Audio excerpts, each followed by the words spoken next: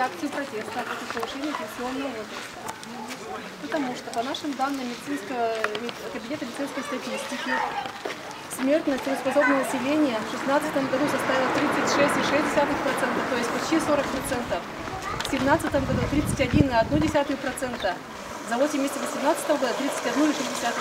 То есть треть трудоспособного населения нашего района не доживают до пенсии.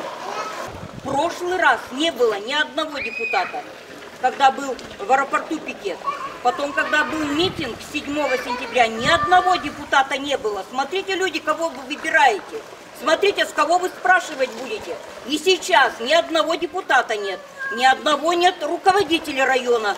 Где они? Они хотят дождаться, когда люди туда к ним придут. Уже все вот эти тысячи, которые голоса за них отдали. Наверное, они этого хотят. Рабочих мест нет, молодежь рожать не будет, потому что им содержать детей не на что. Так, подойдет время, когда вообще пенсии не будет.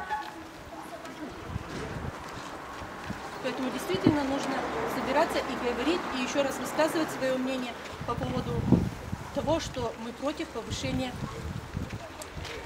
пенсии. Большинство депутатов на низших уровнях. Вот им надо было шум поднимать.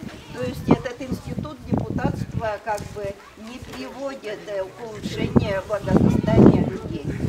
Может, они зависимы, большинство состоит в Единой России. Так что будете, когда выбирать, обязательно партийно спрашивайте в следующий раз. Правительство нас пытается убедить в том, что в пенсионном фонде не хватает средств. Сейчас скажу немножко. В 2015 году в пенсионном фонде было 4 триллиона рублей. В 2018 году 5,5 триллионов. Их не хватает, как будто бы.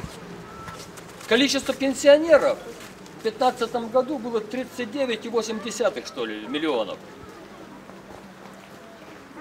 В 2018 году 40,1 миллиона. Не намного увеличилось, а пенсионный фонд увеличился. Почему они нам стараются убедить нас в том, что в пенсионном фонде нет средств для обеспечения пенсии? И еще одно. Почему государственная программа «Материнский капитал» – это государственная программа, она выплачивается из пенсионного фонда? Мы ведь шли конкретно, выбирали человека, депутата, которого знаем как человека, как личность, за какую-то его гражданскую позицию выбирали.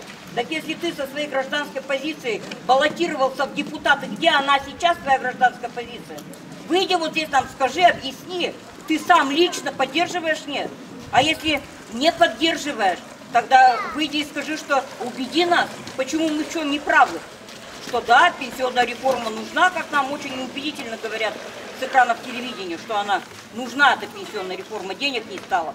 И никогда люди, вот мы с вами здесь не поверим, что у них денег нет, пока будут эти богачи. Кредиты набрали, работы нет, и люди кредиты строятся люди. Вон, Семеновцов, деревень, уезжайте сюда, работы нет, уезжайте сюда. А здесь-то то же самое. А голосуют-то там. Людей нужно объединять. В следующий раз, если будет такой митинг, кто там организует, я уже не знаю, профсоюзы, КПРФ, или, может быть, наши депутаты, в конце концов, организуют людей, соберут и проснутся, и скажут, я очень хочу, чтобы они вот этот митинг организовали, наши депутаты, вот здесь всех собрали и объяснили, что происходит, и сами отчитались. Мы же их выбирали, почему мы не можем до них достучаться? И давайте потребуем, чтобы они отчитались перед нами. Давайте примем это решение. Я, например, очень хочу услышать наших депутатов, кого выбирали мы, приходили сюда и выбирали. Пусть они придут и отчитаются, и скажут о своей гражданской позиции, по тому, какую они работу ведут, вот именно по этому вопросу. Потому что они являются депутатами.